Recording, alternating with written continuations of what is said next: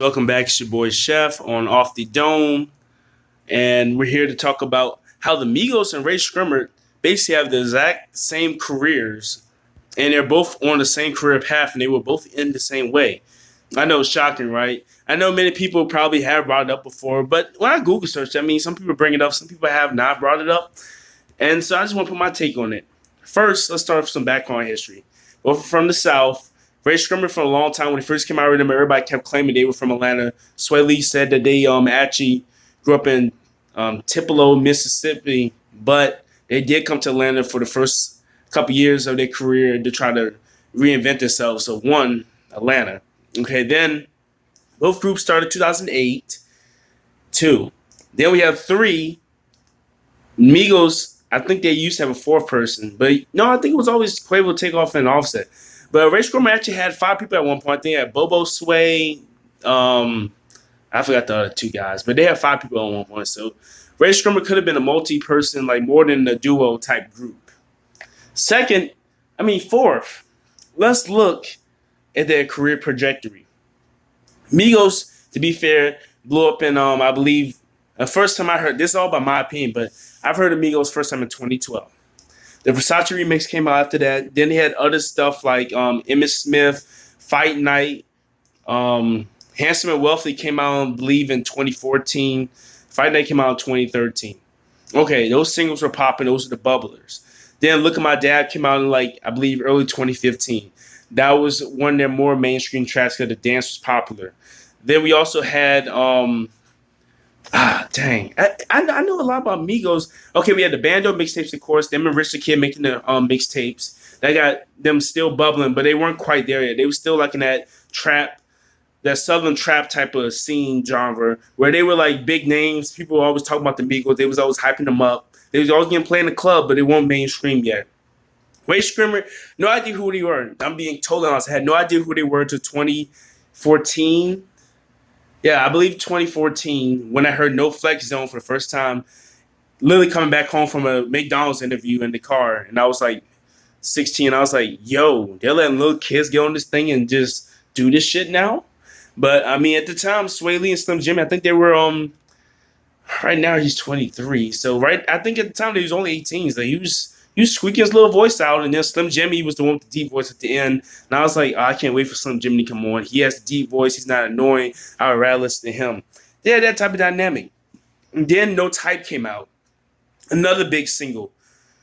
So now we see this. Ray Scrimmer early on had more commercial success. With, No Flex Zone peaking at number 36, being double platinum. No Type now I think is four times platinum, peaking at number 16 in 2015.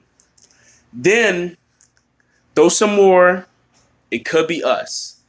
Also, two more double platinum singles. Somebody Come Get Her. Another platinum single. Five platinum singles off their debut album, which went platinum in a year. That was Scrim Life 1, dropped in 2014. Then we have Scrim Life 2, the album to be dropped in 2016. And then Young Rich Nation, which basically flopped for the Migos. I think Look at My Dad was on there, and they didn't have any other notable singles. I think they had Cocoon on there, and that was about it. So the Migos they still didn't have that mainstream breakthrough. 2016 comes. The Vines and the memes catapult these guys to superstardom. Ray Scrimmer, a hot upcoming duo with multi-platinum success, very catchy singles in the club, some songs on the radio, but still at that mid-tier that catapulted to being part of the big dogs. A number one hit single, Black Beatles, Mannequin Challenge. It went super viral. It went huge, got pop radio airplay, was number one in streaming, number one in sales, number 7 on the radio, number 13 on the pop charts, number 2 in the UK, number 3 in Canada. It went huge everywhere. It went multi-platinum. It's currently, I believe, 6 times platinum today. Bad and Bougie came out in September, I think, of 2016 as well. Didn't catch on to the end of 2016, going to 2017. Became a huge single. The memes went out of it. Offset, ooh, ooh, ooh, Bad and Bougie. All types of memes and stuff made out of it. Then you see that 2017, both of them, the rollout of their albums. Ray Scrimmer dropped theirs in late 2016. It only dropped, I think it peaked to number 7 in its first week, and it had good first week sales. Bad Beatles helped the album peak to number 4, became a platinum album by the end of 2017. Migos dropped Culture 1 in January 2017 after Bad and Bougie tops the charts. 100 and I think 16K first week, number 1 album. Both of these guys achieved platinum albums by the end of the year. Both of these guys have a number 1 hit by the end of the year. One won 4 times platinum, one was 4 times platinum, now 6 times platinum. You also have to think about this. 2017, look at their follow-up singles. Swang, a decent hit on the radio, number 22 peaking. Migos also had their hit T-shirt, and they also had Slippery with Gucci Mane at the end of the year. Then you see them come back this year. Migos this time, not with that big breakout hit, but with the help of Cardi B and Nicki Minaj, Motorsport, Stir Fire after that, then Walk Like a Talker with Drake. 3 top 10 singles, did decently well, had radio play, etc. Power Glide, Rae Scremmerd. These guys, their only big hit last year, but it did enough sales and numbers to get double platinum, had some radio play, had some growth, had people talking. Now they're both at a crossroads.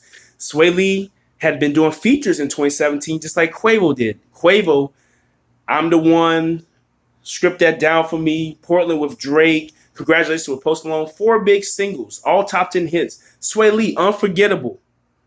Unforgettable was a huge hit in 2017. 5 times platinum. The biggest hit French Montana's ever had in Sway Lee. This year, Sway Lee, Sunflower, Close to Me with Ellie Goulding. Look at Sway Lee. He's becoming a singles artist. He's becoming very well known. He's the hook master. He's the melodic one. Quavo, same thing. Slim Jimmy. The one that's left out. The one that said he won't have a career after Rae Scremmerd. The one that they're saying that, oh, well, he doesn't add enough in the group. He has that last rap verse on every song where you're pissed at it because he has the deeper voice. He's the more laid back one. Takeoff, the low, quiet one. Now, I know you're saying, what about Offset? What about Offset? Well, hey, Rae Scremmerd only has 2 people. Migos have 3. But I can tell you this. It's a parallel. On Scrim Life 3, Slim Jimmy and Sway Lee both had double. It was a triple album. The one where they both did songs by themselves and they both had a single albums on that. It was a 3-disc album. Last year, same thing.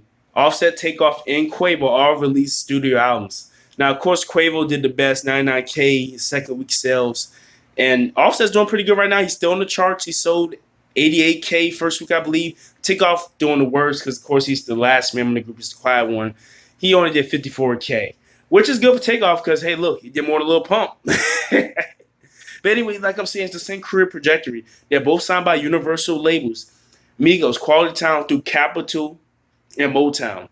Rae Scremmerd, Ear Drummers through Interscope. Both Universal labels. Both of them are at a crossroads. You have Quavo who can get to the mainstream. He's doing hooks for other people. Sway Lee, same thing. Now, Sway Lee, right now, he's hot. He's doing features right now. Quavo is still doing features, but he's doing stuff with the Migos currently. He's still trying to keep the brand name together. The point is I'm trying to say is this. I think the Migos and Rae Scremmerd will end at the same time. They do have a split. Both of them will split literally at the same time. And I think it's on purpose. It's a marketing ploy. I think it's just because their careers are too similar not to do the same thing with the split. You've already seen it. They obviously value Quavo and Sway Lee more than they value the others. But here's a twist for you. Offset's we've seen Ric Flair drip, his solo albums, his mixtapes. People say Offset's the better overall character. Maybe it might be Offset and Sway Lee instead of Quavo and Sway Lee. You comment in the comment section, let me know. But am I right? Are Rae Scremmerd and Rae Scremmerd and the Migos the same thing? Or am I tripping? Let me know. Thanks for watching.